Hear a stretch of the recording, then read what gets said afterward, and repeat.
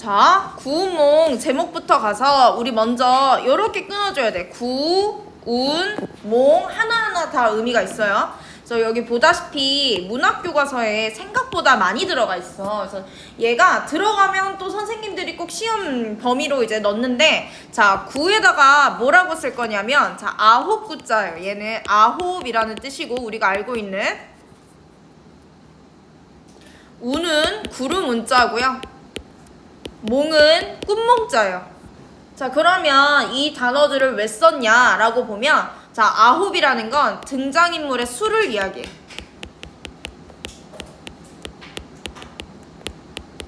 등장인물의 수가요, 9명이에요. 그래서 성진이라는 인물 한 명가 8선녀야. 그래서 8선녀라고 여기서는 등장을 하는데, 그러니까 나머지 이제 다른 인물들은 많지, 등장인물들은 많은데, 이제 주인공이 9명이다 라는 뜻에서 이제 등장인물의 수를 따서 9라는 말을 갖다 쓴 거고요. 그 다음에 구름 운자는요, 인생 무상이라는 주제를 나타내는 거야. 허무해. 손에 잡히지 않아.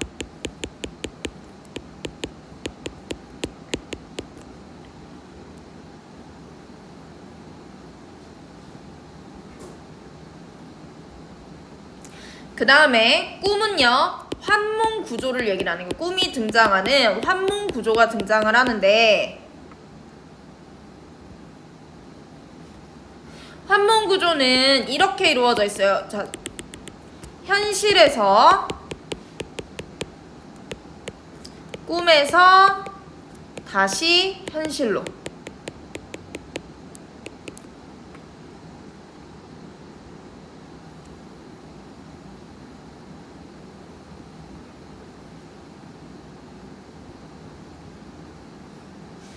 현실에서 꿈으로 다시 현실로 오는 거예요. 그래서 현실에서 꿈으로 들어갈 때는 들어갈 입자를 써서 우리가 인몽이라고 해요.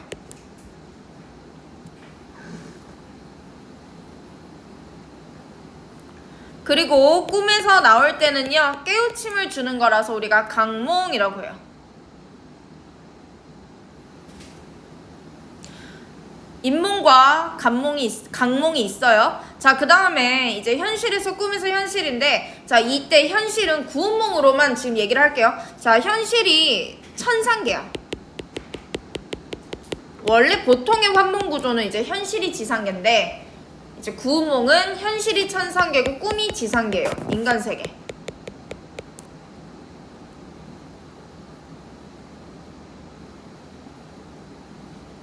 이제 여기서 뭐를 하냐면, 이 천상계에서는 성진이라는 인물이 등장하고요. 이 성진이 꿈속으로 들어가면 똑같은 인물인 양소유라는 이름만 바뀐 거야. 이름만 바뀌어서 얘가 나타나요. 자, 근데 얘는 명명법이라고 얘기를 하는데, 그러니까 이름에 의미가 있는 거야. 어떤 의미가 있냐면, 성진은 참된 진리라는 뜻이야. 얘를 풀어서 보면 참된 진리니까 이게 지향하는 거고요. 이 성진이 불교를 공부하는 애거든. 이제 불교를 공부하는 애가 이제 진리를 꿈꾸다가 이제 속세에 눈을 뜬 거야. 그래서 꿈속에서 양소유가 돼서 그걸 이뤄내. 그래서 소유라는 말이 뭐냐면 즐기고 놀다는 거야. 막상 즐기고 놀아봤더니, 꿈속에서 놀아봤더니 어떻더래? 다 부질없어요. 인생 무상이래요. 얘는 지양 하지 말자는 거지. 그래서 이름에서도 이 뜻을 나타낸다라는 것까지.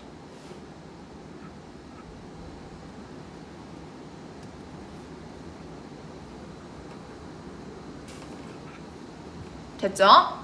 자, 이걸 나타냅니다. 자, 그 다음 이 정도 하면 되고요. 자, 내려가서 볼게요. 여기 형산연어붕 육관대사의 제자인이라고 해서, 자, 얘가 스승이야. 육관대사가 스승이고요.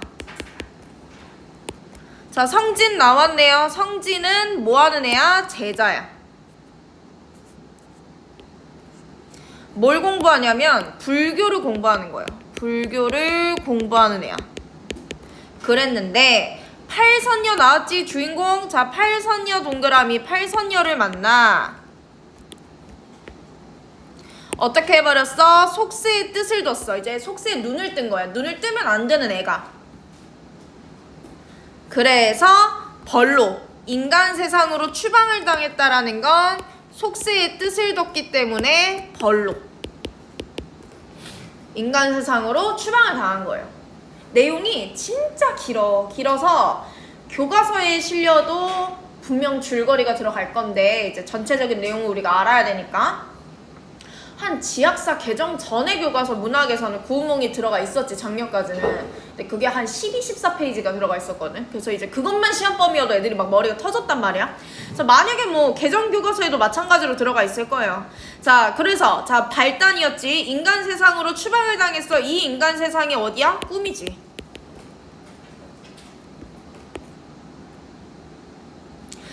꿈으로 들어갔더니 자, 인물이 바뀌었죠. 양소유 동그라미.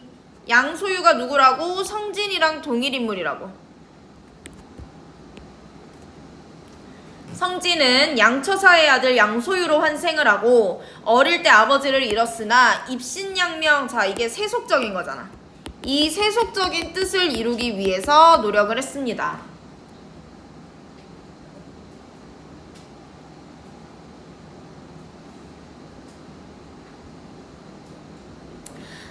자, 위기 부분이 이제 우리가 볼 부분인데요. 인간 세상에서 환생한 팔선녀도 마찬가지로 인간 세상에서 환생을 했는데 차례로 만나서 인연을 맺었다는 건 8명의 부인을 뒀단 소리야. 양소유는 전쟁에서 큰 공을 세우고 승상의 위치라는 거는 이제 결국 입신양명을 이룬 거지.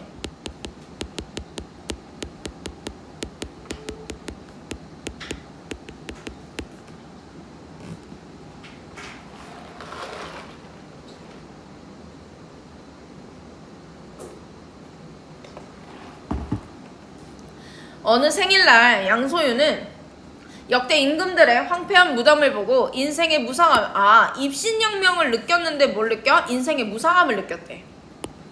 무상하다라는 건 이제 허무하다라는 거죠. 허무함을 느끼다가 여기에 한 도승을 만났다라고 했는데 이게 스승님이야. 스승 육관대사예요.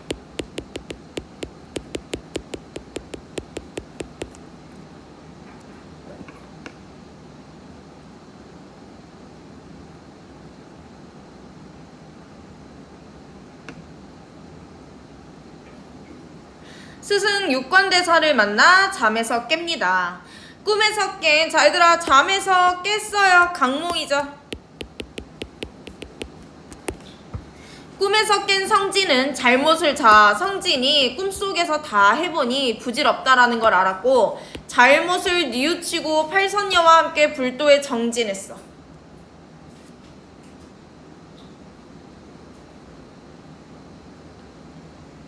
하여 모두 극락세계로 들어갔습니다. 됐죠? 자, 그러면 내용 한번 가볼게요. 양소유는 이제 꿈속이야. 양소유 동그라미. 자, 얘 성진이지. 자, 양소유 라는 이름을 통해서 자, 지금 꿈속이죠. 과거를 보러 가는 길에 화주 화음연 땅에 이르러 버드나무를 보고 시 한 수를 읊는다. 봄바람이 시 읊는 소리를 누각위로 올려보내니 마침 누각 위에 자, 한 미인 동그라미. 얘네가 그 현실에서 팔선녀 중 한 명이야.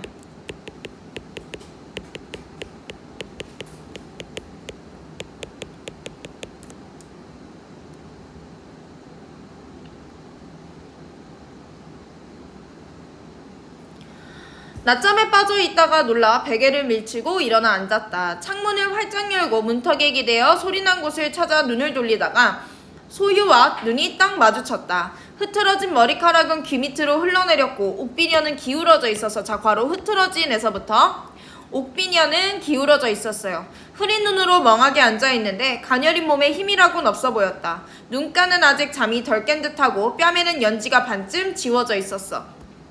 까지 괄호. 자, 뭐하고 있어? 외양을 묘사하고 있죠. 생김새가 이렇대.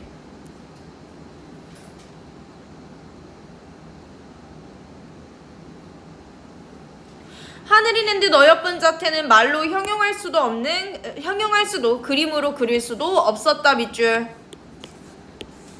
매우 아름답다는 거지. 자, 아름다움에 빠졌고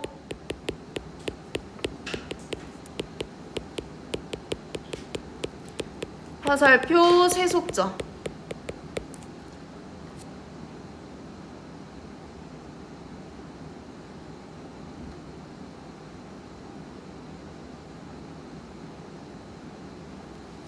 두 사람이 마주보는데 한마디 말도 할 수 없었어요. 이때 양생의 시동이라는 건 이제 어린 아이를 얘기하는 거지. 저녁 준비가 다 되었습니다. 미인이 정신을 잃고 멍하니 바라보다가 갑자기 깨닫고 문을 닫고 들어갔다. 그윽한 향기만 바람을 타고 풍겨올 뿐이었다. 소유는 시동을 원망했다. 왜 원망하겠어? 이제 얘가 와서 이제 여자가 떠난 거잖아. 여자에 대해서 미련을 가지는 거지. 여자에 대한 미련이고, 이게 현실에서 그토록 하지 말자고 했던 이제 세속적인 사랑의 눈을 뜬 거죠.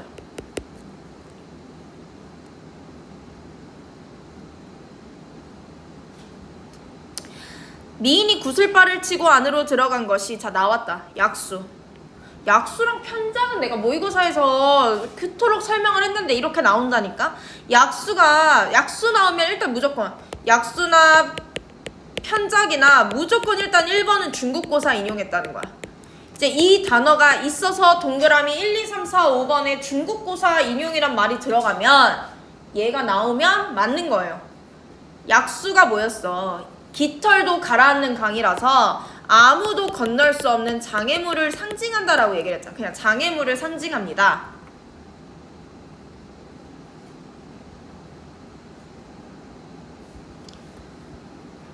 약수를 사이에 둔 것처럼 여겨서, 즉 장애물이 사이에 있는 것처럼 느껴졌대. 어쩔 수 없이 시동과 돌아가는데 한 걸음 걸을 때마다 한 번씩 돌아보았으나 군내. 자, 여기 밑줄 한 번씩 돌아봤어요. 왜요? 미련. 굳게 닫힌 문은 끝내 열리지 않았다. 소유는 안타까운 마음으로 여관에 돌아왔고 그만 넋을 잃고 말았다. 미인의 성은 진씨고 이름은 팔선녀 중에 한 명이야. 채봉이야, 채봉. 채봉으로 진어사의 딸이야. 일찍이 어머니를 여의었으며 형제도 없었다. 결혼에 비녀를 꽂을 때가 되었지만 그러지 못했대요. 이때 진어사는 서울에 가 있었고 채봉물로 집에 있었는데 꿈에도 생각지 못한 귀남자를 만나 그 풍모를 보고 기뻐하고 그 시를 듣고 제주를 흠모했다. 자, 우리 진어사의 딸부터 했다까지 괄호로 묶어서 아빠의 가족관계부터 지금 현재의 마음까지 요약적 제시.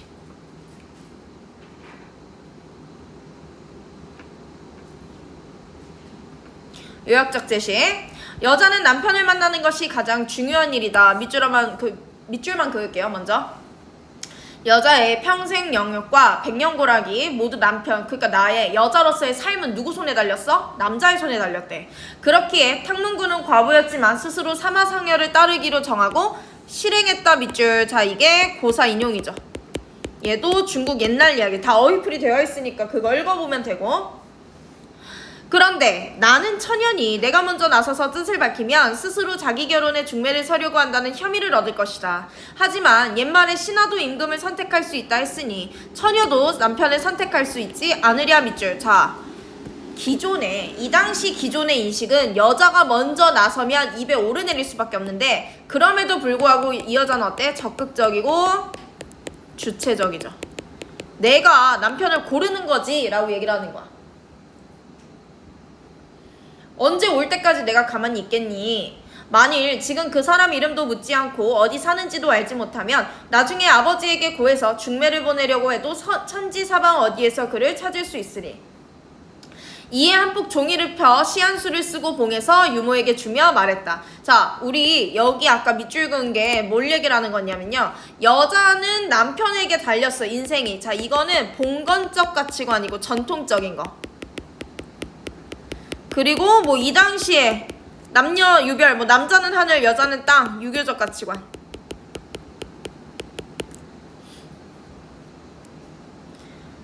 이런 가치관 때문에 우리 이제 저번 시간에 했던 사시남전기에서 사씨가 이제 첩을 들여라 라고 이제 얘기를 했다는 거지. 자, 자, 그러면서 유모에게 편지를 하나 시한수를 써서 줬어. 이 편지를 가지고 저 여관에 가서 아까 작은 나귀를 타고 우리 누각 아래 와서 양유사를 지은 상공을 찾아 전하세요. 이때 이 상공은 양소유를 얘기를 하는 걸 거고, 내가 인연을 맺어 일생 몸을 맡기고 싶어함을 알게 하세요. 자, 결혼하자는 얘기야. 막중한 일이니 꿈을 대지 마십시오. 상공은 얼굴이 옷 같고 눈썹은 그린 듯하니, 자, 밑줄 얼굴이 옷 같고 눈썹은 그린 듯하다는 얘기는 잘생겼다는 얘기지. 우리 이렇게 잘생기고 예쁜 사람을 고전 소설에서 많이 써요. 이걸 우리가 제자가인형 인물이라 그래. 그러니까 현대로 따지면 그냥 엄친딸 이런 용어를 쓰는 것처럼 잘생기고 예쁜데 공부도 잘하고 성격도 좋아 이러면 모든 걸 완벽한 인물을 제자가인형 인물이라고 해요. 비록 여러 사람 가운데 있더라도 쉽게 알아보실 겁니다. 반드시 내 편지를 친히 전하십시오. 시키는 대로 하려니와 나중에 어사께서 물으시면 어찌 대답하겠습니까? 그것은 내가 할 일이니 걱정 마세요. 유모가 밖으로 나갔다가 다시 돌아와 물었다. 상공이 결혼이나 약혼을 했으며 어떻게 할까요? 채봉이 잠시 침묵하다가 말했다. 불행히 결혼했으면 실로 그의 첩이 되는 것도 꺼리지 않겠지만 내가 보기에 젊으니 아직 결혼은 안 한 듯 싶습니다. 유모가 여관으로 가서 양유사를 읊조린 손님을 찾았다. 이때 소유가 문 밖에서 서 있다가 노파의 말을 듣고 말했다. 양유사를 지은 사람은 나요. 노파는 무슨 이유로 물으십니까? 유모는 소매에서 채봉의 편지를 꺼내 소유에게 건넸대. 그래서 소유가 뜯어보니 답시였어. 자, 우리 여기 A랑 B랑 묶어서요. 우리 저번 시간에도 했어. 이생규장전 할 때 했어요. 이렇게 소설 속에 들어간 걸 우리가 이제 삽입시라고 얘기한다고 했어. 두 개 다 삽입시예요.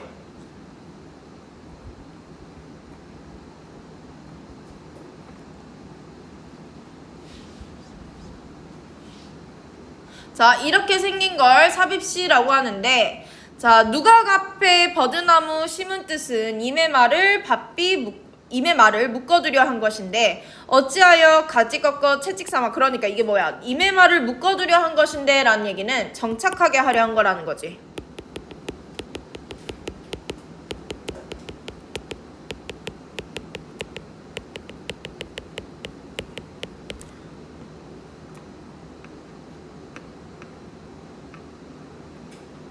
정착하게 하려 한 것인데 어찌하여 바삐 서울로 가십니까? 자, 소유는 그 글에 청신함과 완곡함에 크게 감복이라는 거지. 감탄한 거지. 감탄하면서 기려 말하였다.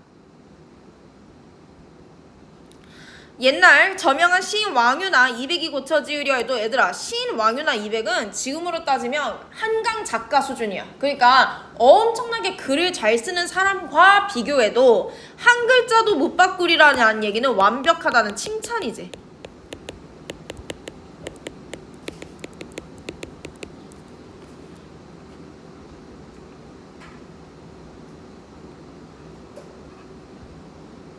완벽합니다 라고 칭찬을 하고 있어요. 이에 고운 색종이를 펴서 이번에 시한수를 주어서 유모해줬어. 자, 그러면 삽입시 A는 채봉이 양소유에게 준 시였고, 두 번째는 양소유가 채봉에게 준 시가 되는 거겠죠.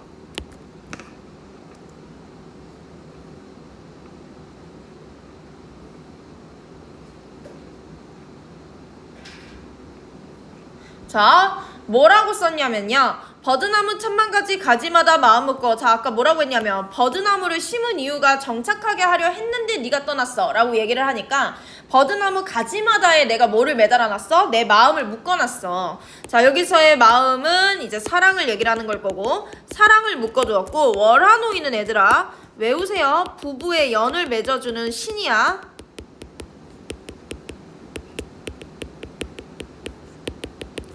월화노인이 끝만 들어서 봄 소식은 이제 사랑의 결실이지. 사랑의 결실을 이루고자 라고 얘기를 하는 거예요.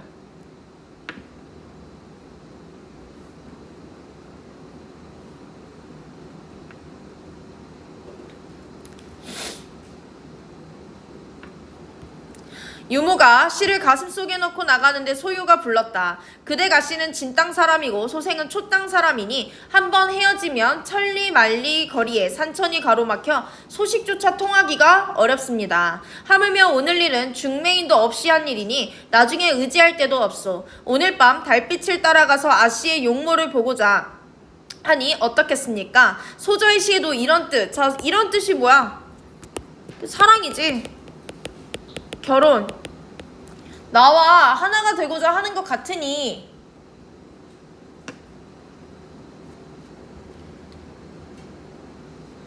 그런 것 같으니 노파가 아씨께 여쭈어 주십시오. 유모가 채봉에게 갔다 와서 말했다. 아씨가 난군의 답시를 받아들고 아주 감격을 했습니다. 난군의 뜻을 전했더니 아씨가 남녀가 결혼식도 전에 자 밑줄 치르기 전에 사사로이 맞는 것은 예법에 맞지 않는 것입니다 라고 얘기를 했대.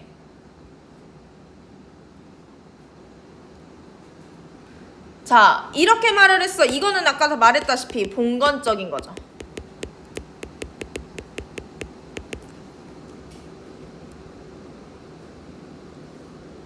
봉건적 가치관. 그러나 지금 난군께 몸을 맡기고자 정했으니 어찌 난군의 말씀을 따르지 않겠어요? 라는 얘기는 따르겠다는 소리죠. 다만 한밤중에 만나면 사람들의 구설 입에 오르기 쉽고 나중에 아버지께서 아시게 되면 반드시 꾸짖으실 테니 내일 우리 집 중당에서 만나 혼약을 정하죠 하고 말하였다. 소유가 안타까워하며 말했다. 아씨의 밝은 의견과 바른 말은 소생이 미칠 수 있는 바가 아니오. 유모에게 약속이 어긋나지 않도록 해달라고 2번, 3번 부탁하니 유모가 그렇게 하겠다고 하고는 돌아갔다까지. 내용 안 어렵죠? 자, 얘들아 여기 뒤에 5문제 한번 풀어볼게요.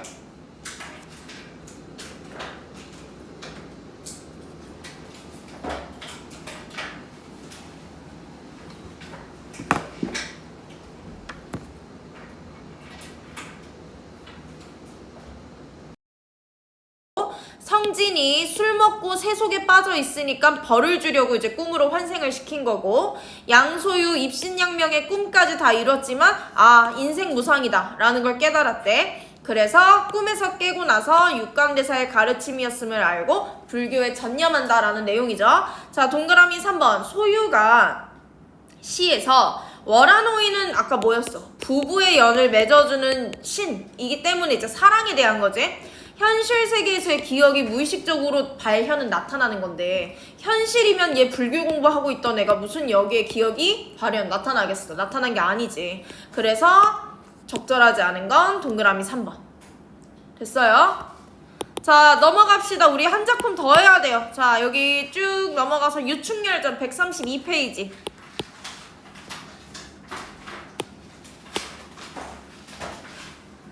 자, 유충열전에는요 관련된 내용이 뭐가 있냐면, 자, 얘는 영웅소설이라는 걸 기억해야 돼.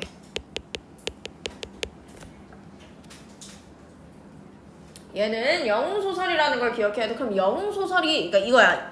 영웅소설의 대표적인 작품을 이야기해라 라고 하면 무조건 1번으로 나오는 게 이제 유충열전인데, 완벽한 뭘 갖추고 있냐면 영웅의 일대기 구조를 갖추고 있어요.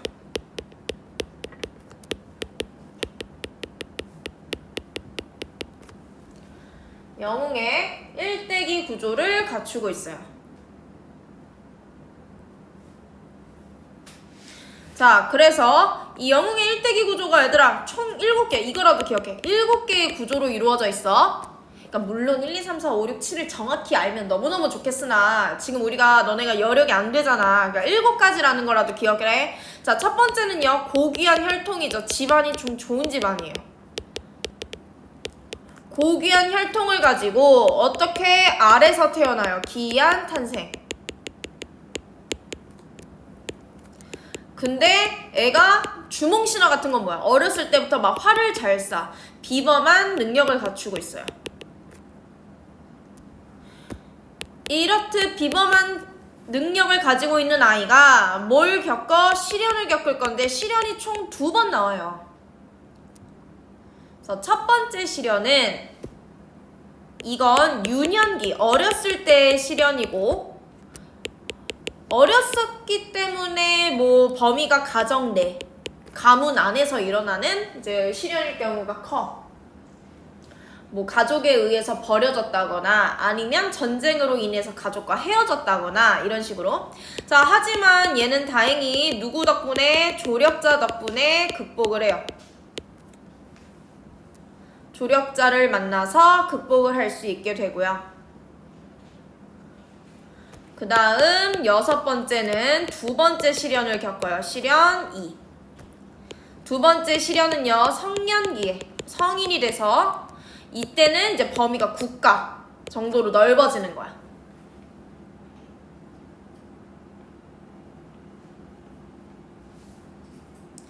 국가 정도로 넓어지는 거예요. 자, 그러면서 이 성년기 국가적으로 넓어져. 하지만 결국에는 어떻게 돼? 자, 시련을 극복하고요. 마지막에 뭐 국가를 달성한다든지 아니면 무슨 통합을 이뤄낸다든지 위협을 달성하는 걸로 끝이 나요.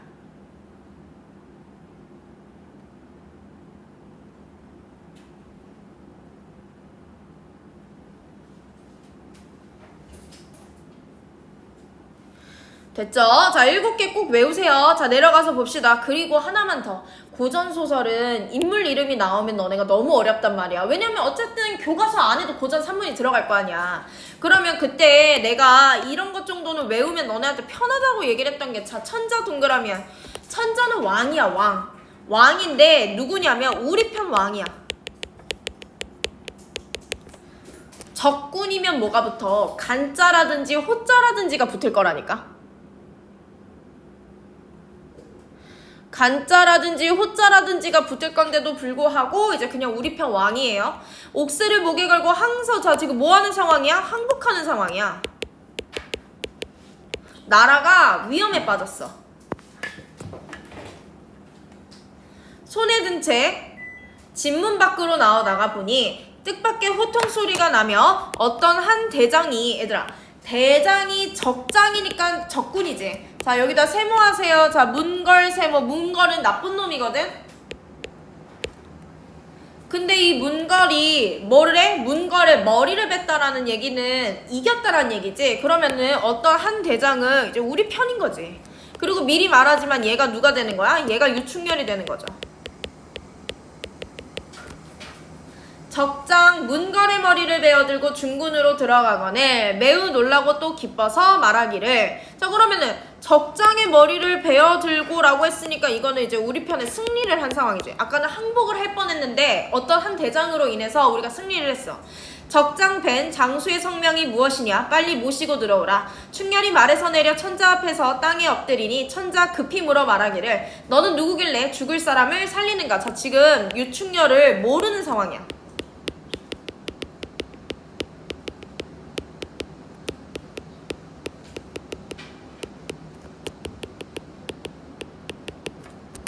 충렬이 붙인 유심의 죽음과 어려서 홀로 된 자신을 길러준 장인 강희주. 자, 어려서 혼자가 된 나를 도와줬어요. 강희주는 조력자죠. 장인어른이야. 장인어른이야. 그러면 강희주와 유충렬은 장인어른과 사위의 관계인 거고, 아버지 붙인 유심 동그라미. 아버지가 어렸을 때, 충렬이 어렸을 때 아버지가 돌아가셨어. 근데 이제 밑에 나오지만 아버지가 죽은 줄 알았는데 죽지 않았어요. 자, 그리고 죽음을 몹시 원통하고 분하게 여겨 통곡하며 말하기를 소장은 동성문 안에 살던 유심의 아들 충렬입니다. 얘들아, 이런 것도 나온다니까. 소장이 누구를 칭하는지도 나와. 그럼 문맥으로 따져봐. 저는이잖아, 저. 그러니까 유충렬이지. 내신에 기역, 니은, 디귿, 리을, 미음 넣어놓고 가리키는 이가 다른 것은 고르라고 하잖아요. 그러니까 소장이 유충렬이라는 걸 알아야 돼. 자, 유심의 아들 충렬입니다. 사방을 떠돌아다니면서 빌어먹으며 만리 밖에 있다가, 얘들아, 떠돌아다니면서 빌어먹는다는 걸 이제 우리가 사자성어로 유리걸식한다라고 얘기를 해요. 떠돌아다니면서 구걸하면서 먹고 사는 거야. 되게 비참하게 이제 살고 있는 거지. 만리 밖에 있다가 아비의 원수를 갚으려. 그럼 얘는 아버지가 죽었는데 왜 그걸 원수라고 얘기를 하냐면, 아버지가 간신 정한담의 모함으로 죽었어. 이제 이 사연을 알아야 돼. 정한담이라는 최일기라는 그 간신들로 인해서 모함으로 이제 죽었단 말이지. 근데 이제 여기에 천자가 얘네 편을 들어준 거야. 그러니까 이제 너무 열받아서 원수를 갚으려고 여기 왔습니다. 폐하께서 정한담에게 핍박을, 뭐야, 그렇게 얘 말 찰떡같이 알아듣더니 지금 이제 얘한테 역으로 뒤통수를 맞은 상황인 거죠. 정한담에게 핍박을 당하리라고는 꿈에도 생각지 못했습니다. 예전에는 정한담과 최율기 같은 놈들을, 자, 세모 얘네를 충신이라고 여기더니 충신도 역적이 될 수 있습니까? 라는 얘기는, 이거는 분노에 차서 얘기하는 거예요. 원망이야. 원망과 울분이 섞인 거예요. 그렇게 충신이라고 생각하면서 그 모함을 듣고 우리 아빠를 죽이더니 지금은 걔네한테 뒤통수나 맞고 있는 거야? 라고 얘기를 하는 거죠. 그자의 말을 듣고 충신을 멀리 귀양 보내어 죽이니 이때의 충신은 누구겠어? 아버지지. 유심이죠.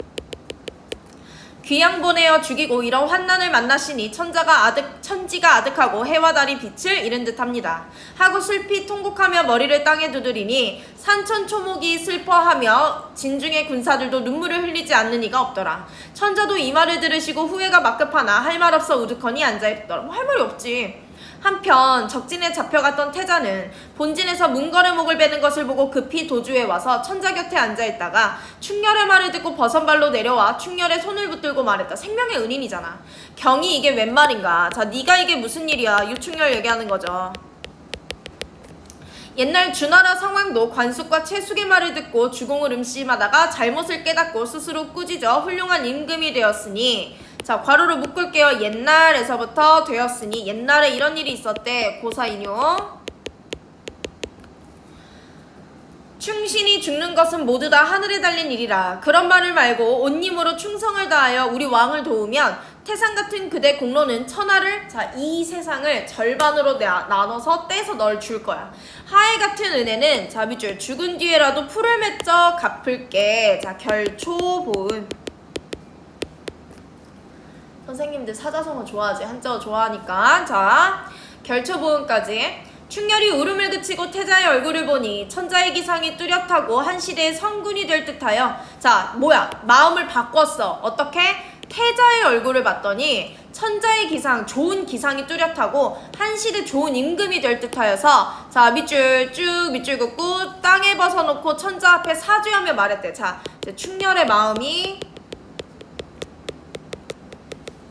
풀렸어요. 풀리고 이제 충성을 다해야겠다 라고 마음이 바뀐 거지. 원수를 갚겠다라는 말에서. 소장이 아비의 죽음을 한탄하여, 자, 소장도 유충렬이죠. 제가 아버지의 죽음을 한탄하여 분한 마음이 있는 까닭에 적절한 말씀을 폐하께 아뢰었으니 죄가 무거워 죽어도 안타깝지 아니합니다. 소장이 죽을지언정 어찌 폐하를 돕지 아니하겠습니까? 천자가 충렬의 말을 듣고 친히 계단 아래로 내려와서 투구를 씌우고, 자, 너무너무 중요해요. 대원수 밑줄 긋고 별표. 이건 모든 고전소설에 대부분 다 나와. 천자도 마찬가지야. 천자는 우리 편 왕. 오늘부터 세뇌를 시켜. 자, 대원수는 뭐야? 장수야, 장수. 근데 대장수야, 대장군. 그러면 이 밑에부터는 유충렬이라는 말이 안 나오고 대원수가 라고 나온단 말이야. 그러면 이제 알아들어야죠. 명하여 손을 잡고 하는 말이 과인은 보지 말고 그대 선조에 있고, 그러니까 나를 보지 말라는 이유는 뭐야? 빡칠 거 아니야. 내가 아빠를 죽였으니까. 나를 보지 말고 너희 선조들이 살았던 나라라는 것을 생각해서 이 나라를 도와주면 태자가 말한 대로 그대의 공을 갚으리라. 중략 부분. 유충렬이여 남적의 선봉장이 된 정한담과의, 자, 밑줄 대결에서 승리했어. 다시금 위기에 처했던 천자, 황후, 태자를 구출한다. 이후 유심과 강희주를 구하고, 유심 아까 누구야? 아버지. 죽은 줄 알았던 아버지 살아있었고요. 강희주 누구였어? 장인어른 구하고 모친과 부인을 찾은 후 장안으로 돌아와. 넘겨. 이제 장안의 온 백성들이 남적에게 잡혀갔던 며느리며 딸이며 동생들이 본국으로 돌아온다는 말을 듣고 호산대 신립들의 빈틈없이 마중 나와 손과 치마를 부여잡고 그리웠던 마음 못내 즐거워하는지라. 이들의 울음소리가 공중에 뒤섞여 호산대가 떠나갈 듯하였으며 원수 유충렬과 모친 장부인을 치하하는 소리 낭자하고 요란하다. 자, 얘들아, 밑줄 백성들이 며느리며 딸이며 동생들이 본국으로 돌아온다는 말, 이거는 유충렬만의 일이 아니라 온 민족 백성들이 고통스러웠어요. 이들도 고통을 겪었던 거야. 금산성에 이르러 천자와 태후가 가마에서 바삐 내려 장막 밖으로 나오는지라. 원수가 갑옷과 투구를 갖추고 군사의 예로서 천자께 인사를 올리니 천자와 태후가 원수의 손을 잡고 못내 치사하며 말하였다. 과인의 수족을 만리타국에 보내고 밤낮으로 염려했는데, 과인의 수족이라는 말은 뭐야? 손과 발이래. 친밀감을 표현하는 거죠. 내가 너를 이렇게 내 손발처럼 아꼈는데 만리타국에 보내고 밤낮으로 염려하였는데 이렇듯 무사히 돌아오니 즐거운 마음을 어찌다 말로 하겠는가. 옥문관으로 귀양간 승상 강희주를 찾아 구하고 더불어 남적을 물리친 일과 돌아오는 길에 그간 죽은 줄 알았던 그대의 모친과 부인 강랑자를 만나 데려온 일은 모두 천추에 드문 일이라. 그대의 은혜는 죽어도 잊기 어려운지라 입이 10개라도 어떻게 그 말을 다 하리오. 태후가 유원수를 치사한 후 조카 강승상을 부르시니 강승상이 바삐 들어와 땅에 엎드리는지라. 태후가 강승상을 보고 하시는 말씀이야 어찌 달로 표현할 수 있으리오. 천자가 내려와서 위로했대요. 내가 현명하지 못하여 역적의 말을 듣고, 자, 역적이 누구겠어? 정한담과 최일기 얘기하는 거죠. 이 자식들 말을 듣고 충신을 먼지방으로 귀양. 충신은 유심 얘기하는 거겠지. 충신, 유심을 귀양 보내요. 가족들과도 이별하게 됐으니 무슨 면목으로 경을 대하리요. 그러나 이미 지나간 일이니 잘잘못을 따지지 말기 바라오. 한편 이미 장안으로 돌아와 연왕이 된 유심은 장부인이 온다. 얘들아, 사실 얘네 둘의 관계는 뭐야? 유심과 장부인은 유충렬의 아버지고 유충렬의 어머니니까 부부죠. 헤어졌던 부부가 만난 거야. 마음이 공중에 떠서 충렬이 나오기를 고대하였다. 원수가 천자께 물러나와 연왕 앞에, 자 보세요. 연왕이 된 유심이라고 하니까 바로 밑에 그냥 연왕이라고 나오는 거지.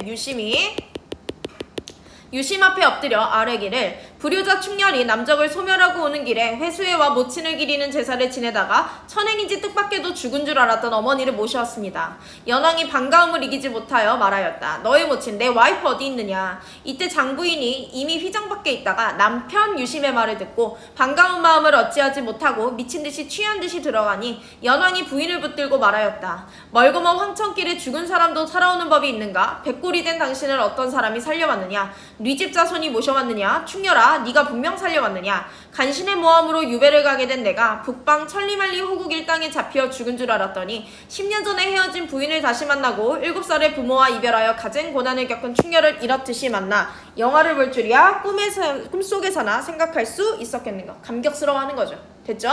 자, 마지막 이거 문제 풀고 쉴게요. 자, 1번부터 5번까지 풀고 쉬자.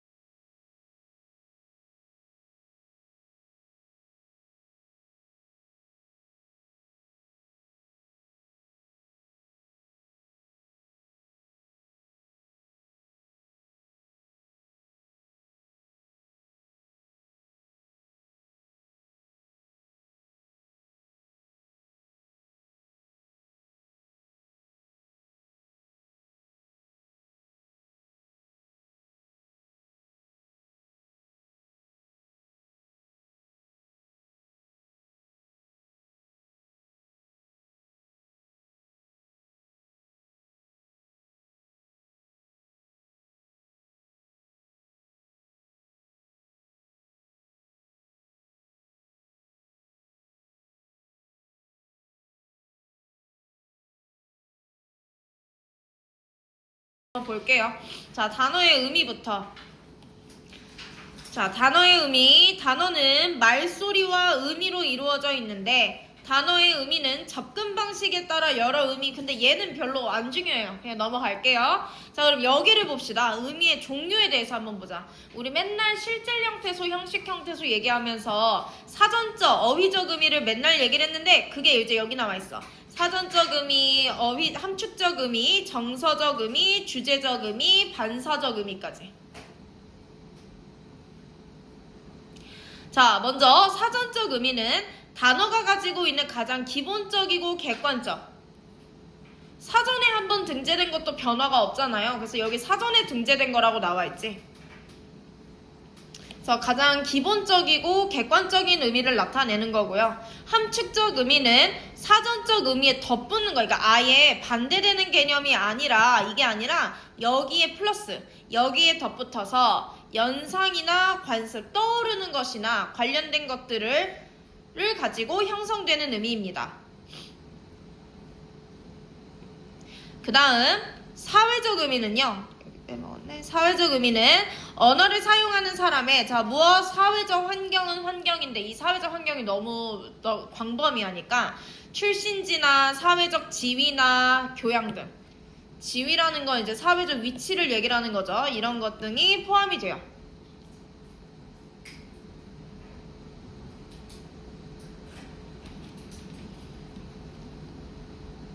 그 다음 정서적 의미는요. 자, 감정, 태도나 감정이라는 건 알아. 정서니까. 근데 얘가 어디에 드러나냐라고 하면 어조나 말투에서 드러나는 거예요. 어조나 문체에 따라 말하는 이의 태도와 감정을 드러내는 의미를 이야기합니다. 그 다음 주제적 의미는 어순을 바꾸거나 특정 부분을 얘들아 어순을 바꾸는 거 특정 부분 강조 어순을 바꾸는 건 우리가 도치법이라고 하죠. 혹은 특정 부분을 강조함으로써 말하는 이의 의도를 드러내는 것을 우리가 주제적 의미라고 얘기를 하고요.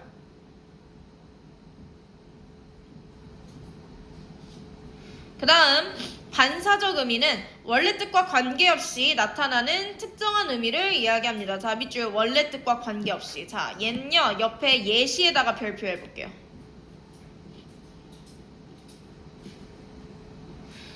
자, 이름이 한송이라는 이름이 있어. 한씨 성의 이름이 송이겠지. 그럼 원래 뜻은 뭐야? 꽃과 관련된 의미가 원래 뜻인데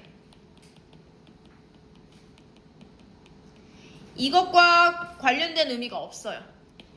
원래 뜻과 관련되지 않고요. 어떤 의미? 그냥 특정한 긍정적 의미를 전달하고자 하는 걸 이야기하는 거야.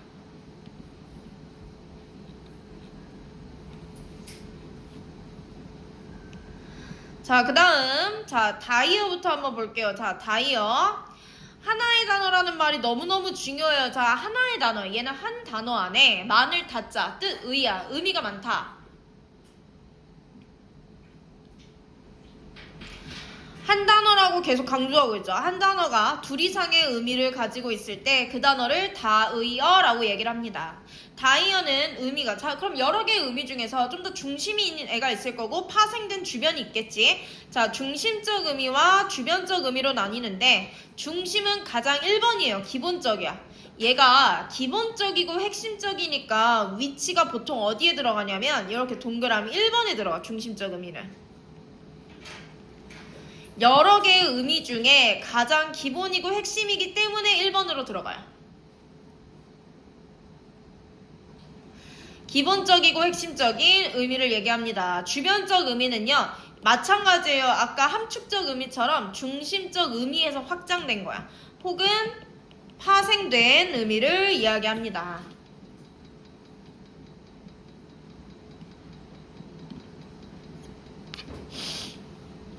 자, 그러면 여기 봐봐. 구멍이라는 단어가 똑같이 있는데 구멍의 가장 기본적인 의미는 뚫어지거나 파낸 자리예요. 그러니까 그 뚫어지거나 파낸 자리 즉 틈을 얘기를 하는 거지. 그래서 빠져나갈 구멍이 없다는 진짜 구멍을 얘기를 하는 게 아니라 틈을 이제 파생되었다, 확장한다 라고 이야기를 하는 거예요. 자, 그리고 벗다는요. 보다시피 하나의 단어에 의미가 여러 개가 있는 거고 동의어는 어떻게 돼 있어? 동사, 동사, 동사라고 품사가 따로 있잖아. 그러니까 얘네는 각각의 단어 1, 2, 3이 되는 거야. 알겠지? 그래서 자, 벗다 동사 나와 있고 이런 식으로. 자, 첫 번째가 중심적 의미고 나머지 2, 그러니까 2, 3이든 4든 5든 몇 개가 있어도 1번 빼고는 다 주변적 의미로 봅니다. 자, 그다음에 동음이어를 볼게요. 동음이어. 자, 항상 얘기하지. 같을 동, 소리, 소리는 우연히 같은데 뜻이 달라. 자, 그러니까 얘는 뭐야? 다른 단어야. 별개의 단어예요. 별개의 단어. 우연히 소리가 같을 뿐 뜻이 다른 단어들을 동음이어라고 해요. 얘네는 마찬가지로 의미상 관련이 없어요. 보다시피 각각의 단어로 별개의 표제어라고 되어 있지. 표제어라는 단어를 그러니까 이 맨 앞에 나와 있는 대표적인 단어를 이제 표제어라고 하는 거야. 얘네는 별개의 표제어로 각각 쓰였다라는 거죠. 자, 그래서 우리 여기 한번 보자. 표제어라는 건 제일 위에 나온 거. 이게 뭐 얘기하는 거냐면 요렇게 하나만 나와 있고 1, 2, 3 나와 있으면 다이어고 각각이 표기가 되어 있으면 동음이어입니다. 이 얘기하는 거고요. 여기까지는 안 하셔도 돼요. 됐지? 자, 넘어가 볼게요. 쭉 넘어가서 단어의 의미 관계 가보자. 92페이지. 자, 단어의 의미 관계를 보면요. 첫 번째 유의 관계, 두 번째 반의 관계, 세 번째 상하 관계가 있는데 자, 먼저 유의 관계부터 보면 자, 이거 봐. 우리말이 이렇게 헷갈리다니까? 생각이라는 말 하나에 사고, 의향, 신경, 기분, 머리까지가 비슷한 단어라는 거야. 자, 그러면 서로 다른 단어가 매우 비슷한 의미를 가지고 있는 관계를 유의 관계라고 하고요. 자, 같은 건 아니에요. 같으면 동의어가 되겠지? 그게 아니라 매우 비슷한 의미를 가지고 있는 거야.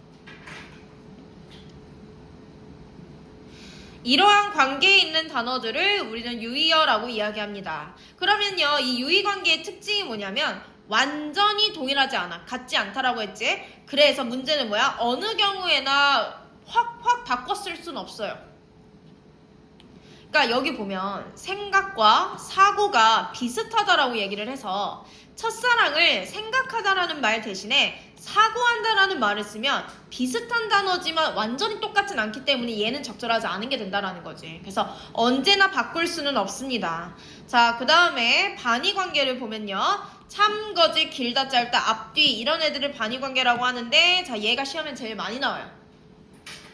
나머진 낼만한 게 별로 없어. 자, 반의 관계. 둘 이상의 단어가 서로 짝을 이루어 반대되거나 대립하는 의미를 나타내고요. 단어 사이의 의미관계를 반의관계라고 하며 이러한 관계에 있는 단어들을 반의어라고 한다. 그 반의관계의 종류로 상보반의어, 등급반의어, 방향반의어가 있어요. 상보는 자, 이거야. 두 단어의 개념적 영역이 상호 배타적이어서 중립지역이 없는 이라는 말은 그러니까 중간이 없는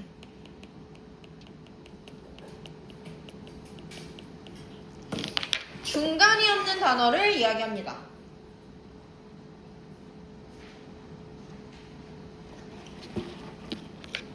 자, 그러면 요렇게 이제 나와 있단 말이야. 자, 중간이 없어. 자, 남자와 여자. 근데 또 여기서 깊게 들어가서 뭐 요즘에는 뭐 트랜스젠더도 있고 하잖아요. 그러니까 그 일반적이지 않은 거잖아. 그러니까 일반적으로 따졌을 때 남자면서 여자일 수는 없는 거고 합격 아니면 불합격이지 뭐 중간이 없는 거고 참 아니면 거짓, 죽다 아니면 살다. 그러니까 중간이 없는 거야. 자, 그러면 이런 걸 우리가 이제 상보반의어라고 얘기를 하는 거고 자, 등급반의어를 보면요. 얘는 정도나 등급을 나타내는데 옆에 얘를 봐도 느끼겠지만 뜨겁다, 차갑다, 크다, 작다, 넓다, 좁다, 높다, 낮다처럼 이제 상태를 얘기를 하는 거야. 보통. 그러니까 보통은 형용사 얘기하는 거지.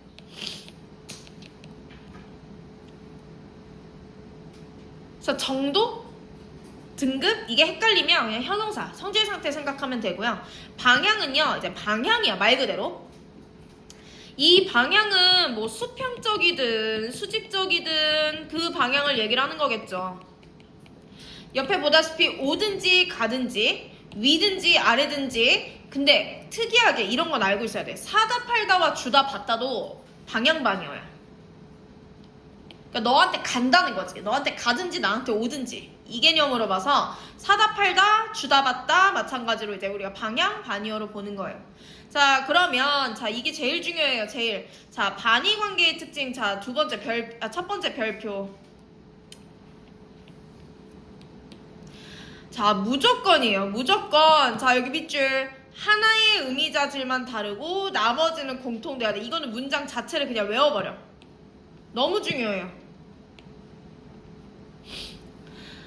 딱 하나만 달라야 돼. 자, 이게 무슨 소리야? 소년과 소녀가 있고요. 소년과 할머니가 있어. 그냥 대충 봤을 땐 소년과 소녀도 이제 성별이 다르니까 반이어일 거야. 그러면 소년과 할머니도 성별은 다르니까 반이어 아니야 라고 이제 우리가 얘기를 한다는 거지. 근데 그러기에는 소년 소녀 같은 경우에는 사람이라는 거, 그 다음에 같은 뭐 10대라든지 뭐 나머지가 다 비슷해. 미혼이라든지. 근데 딱 하나만 다르기 때문에, 자, 여기 밑줄 성별이라는 한 개의 의미자질만 다르기 때문에 얘는 반의 관계가 돼요.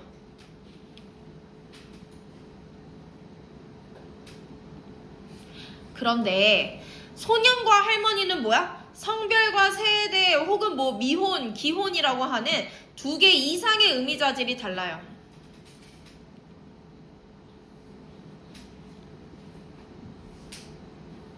그래서 반의 관계가 될 수 없습니다.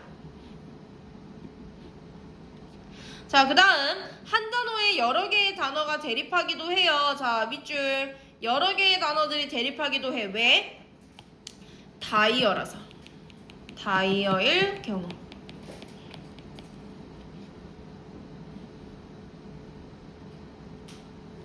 이 벗다라는 똑같은 말이 하나, 둘, 세 개라는 이제 여러 가지 의미를 가지고 있으니까 각각에 맞는 이제 반의어가 돼야 된다는 거지. 모자를 벗는 것에다가 모자를 끼다라고 할 수는 없잖아. 그러니까 쓰다라고 해야 되는 거고, 장갑을 벗는 건 반대가 끼다가 될 거고, 신발을 벗는 건 반대가 신다가 되는 거겠죠. 자, 그래서 그래서 얘는 다이어일 경우를 이야기하는 거고요. 자, 상하관계는 한 단어가 의미상 다른 단어를 포함하거나 다른 단어에 포함되는 관계를 상하관계라고 하며, 이때 포함하는 단어를 상위어 혹은 상위어, 얘들아 같은 말이 상관없어요. 그 다음에 포함되는 단어를 하위어, 하의어라고 이야기를 합니다. 자, 그러면 자, 예를 볼게요. 동물 속에 척추와 무척추가 있어. 그러면 이렇게 됐을 때는 얘가 상의어가 되고 얘네가 하의어가 되는 거지. 이렇게 따지면. 그런데 이 척추동물이 분명 동물과 부딪혔을 때는 하이어였는데 얘가 아래 애들이랑 부딪히면 얘가 상이어가 되고 얘네가 하이어가 되는 거야.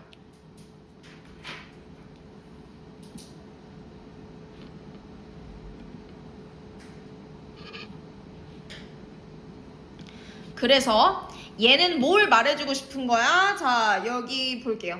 상이어와 하이어의 관계는 어때? 상대적이야. 절대적이라는 건 고정이 돼 있는 걸 얘기를 하는 건데 고정된 게 아닙니다 라고 얘기를 하는 거죠.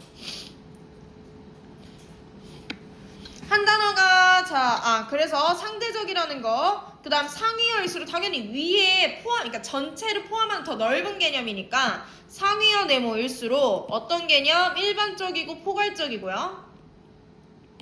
하위어일수록 더 세세, 개별적이고 한정적이야.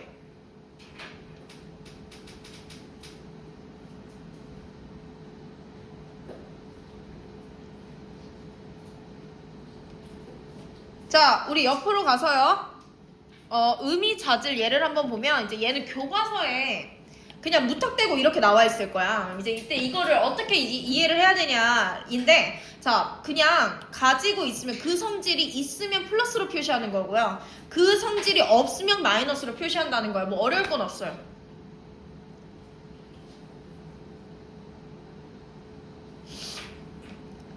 이거는 이제 알아들어라 라고 설명을 하는 거고, 자, 내려가서 여기 별표 할게요.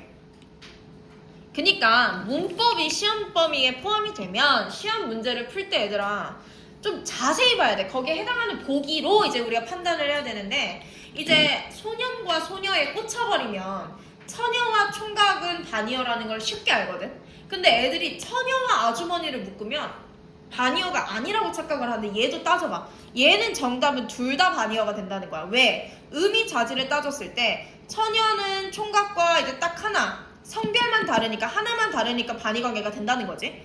근데 처녀와 아주머니도 마찬가지야. 기혼이냐 미혼이냐만 다른 거지 나머지는 다 똑같다라는 거죠. 그래서 자, 밑줄 그을게요. 한 단어가 여러 개의 반의어를 가질 수 있다라는 거. 딱 하나만 대립하는 게 아니야.